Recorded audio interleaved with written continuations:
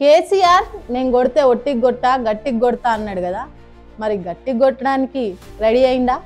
సరే, నేను గంభీరంగా మౌనంగా చూస్తున్నా. నేను కొడితే వట్టి కొట్టు నాకు అలవాటు లేదు.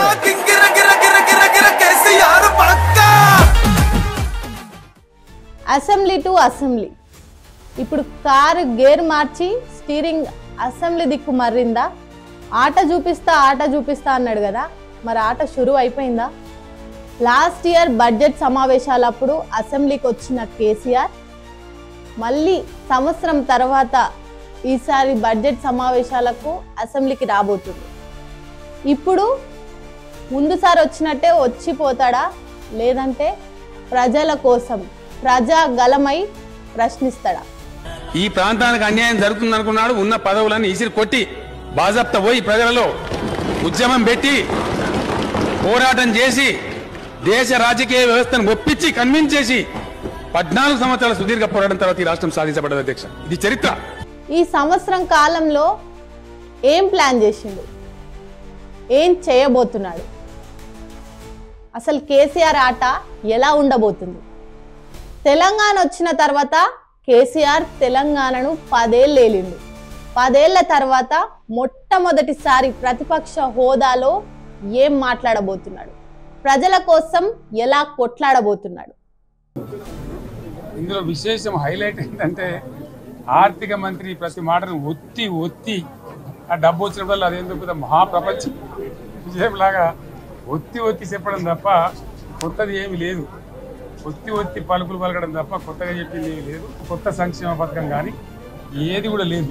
ఉప ఎన్నికలు వస్తాయి అన్నాడు కదా, మరి కేసీఆర్ ఉప ఎన్నికల గురించి ఏం మాట్లాడబోతుంది? ఇక లాభం లేదు, ప్రజల్లో ఉంటేనే పని జరుగుతుంది అని ప్రజల్లోనే కేసీఆర్ తిరగబోతుందా? అంటే మనం కొట్లాడేయాలి. ప్రత్యక్ష ప్రజా పోరాటాలు లేవదీసి ఖచ్చితంగా ఈ ప్రభుత్వం మెడలు వంచి సంగమేశ్వర బసవేశ్వర సాధించాలి. అటువంటి అవసరం ఏర్పడితే పోరాటాన్ని నేను కూడా మీతో పాటు వస్తానని మనం చెప్తాను. ఇక లాభం లేదు, వేచి చూస్తే ఆట మొదలవ్వదు. ప్రజల్లోనే ఉండి ఆట మొదలు పెట్టాలి అనేమైనా వ్యూహం పన్నుతున్నాడా? దీని మీద పోరాటానికి మీరు బాటలు ఏర్పాటు చేయండి.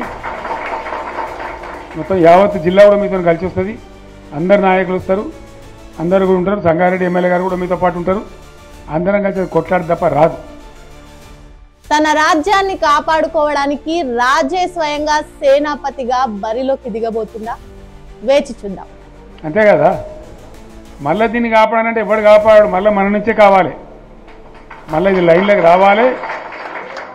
అందరు మంచిగా ఉండాలి. ఎందుకంటే మనకు మన పార్టీకి కులం లేదు, మతం లేదు, జాతి లేదు.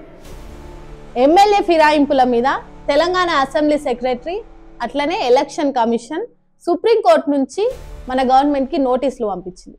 అయితే ఈ నోటీసుల మీద మార్చి 22 వరకల్లా వీళ్ళు రెస్పాండ్ అవ్వాలి.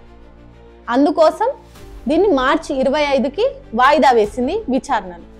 మరి ఇన్నిసార్లు రెస్పాండ్ని పోస్ట్పోన్ చేస్తున్నా స్పీకర్ ఏం చేస్తుందో, లీడర్ ఆఫ్ ద హౌస్గా ఆయనను ఎన్నుకున్నది ఎందుకు? సో ఫైనలీ కేసీఆర్ ఆట ఎలా ఉండబోతుంది? ఎమ్మెల్యే ఫిరాయింపుల మీద గవర్నమెంట్ ఎలా రెస్పాండ్ కాబోతుంది?